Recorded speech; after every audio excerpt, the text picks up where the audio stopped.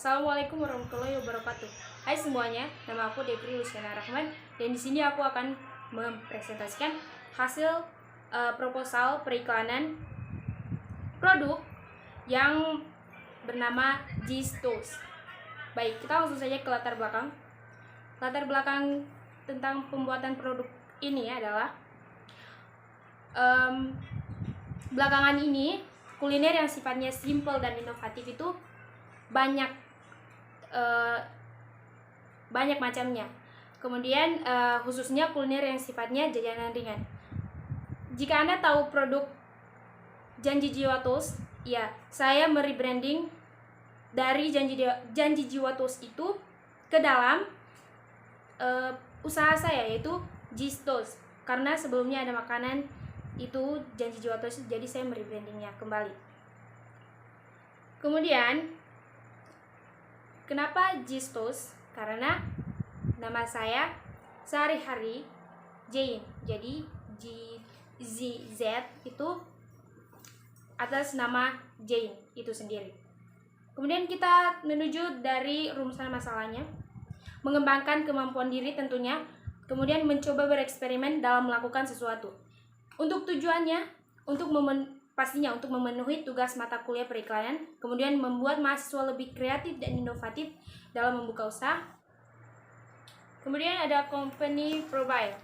G-Toast adalah brand yang saya ciptakan pembuatan usaha saya ini. Seperti yang tertulis tadi, bahwa G-Toast itu berarti roti bakar Zain atau roti bakar yang diinovasikan oleh saya sendiri. Jane sendiri merupakan nama panggilan saya, seperti yang saya sebutkan tadi. Kemudian saya mengangkat tema warna coklat muda yang tidak terlalu mencolok karena menggambarkan roti itu berwarna coklat muda.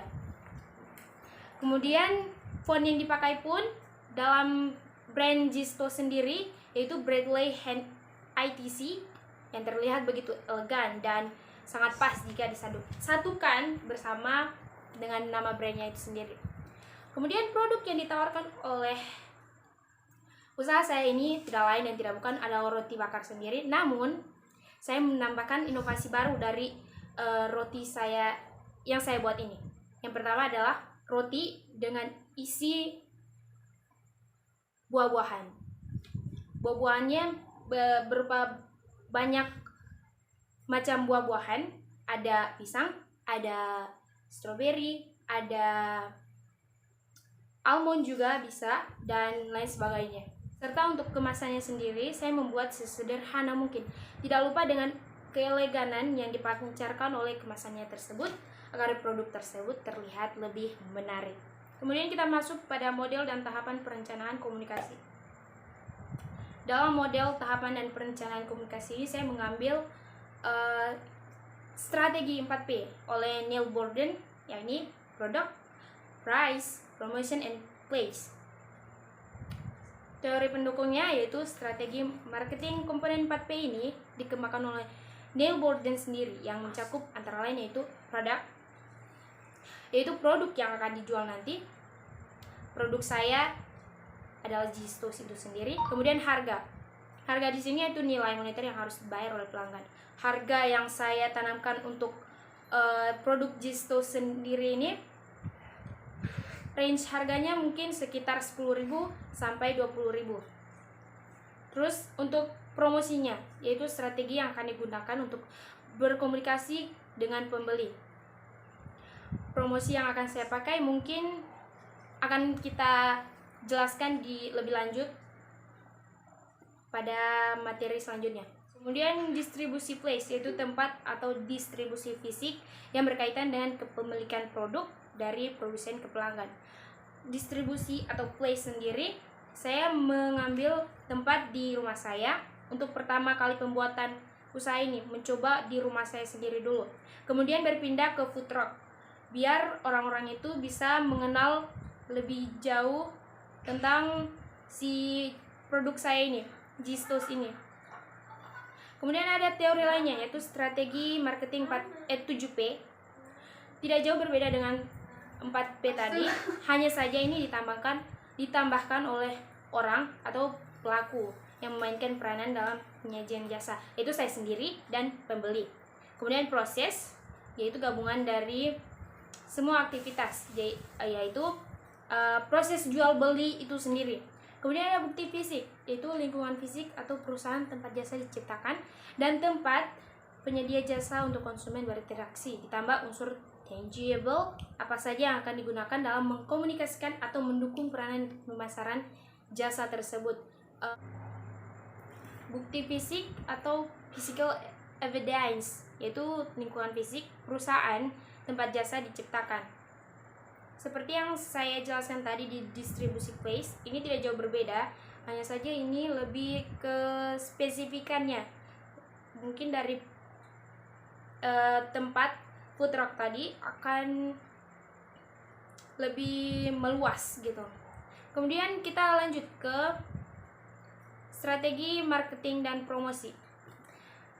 Program promosi sendiri adalah sebuah komunikasi yang menginformasikan target pasar akan adanya produk. Selain itu untuk membujuk calon pelanggan bahwa produk mampu memberikan kepuasan kepada pelanggan.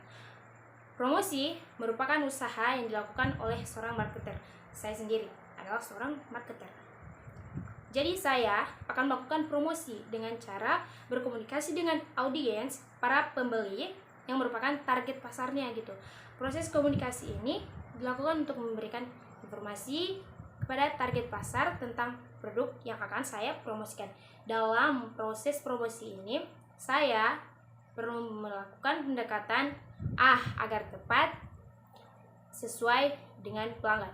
Program promosi yang akan saya coba untuk menarik minat pembeli untuk produk saya itu, yang pertama, mungkin ada promo-promo di hari-hari spesial gitu, memberikan diskon misalnya. Kemudian ada promo buy X get X, mungkin ada promo buy one get one. Jadi membeli satu produk, saya membeli satu produk Gistos ini, nanti saya akan berikan tambahan untuk produk Gistos itu sendiri, itu roti. Terus memberikan rewards atau gift ke pelanggan. Mungkin di sini orang yang bisa menghafal 30 juz akan saya beri rewards roti Gistos itu secara gratis. Kemudian ya tadi memberikan diskon di hari spesial.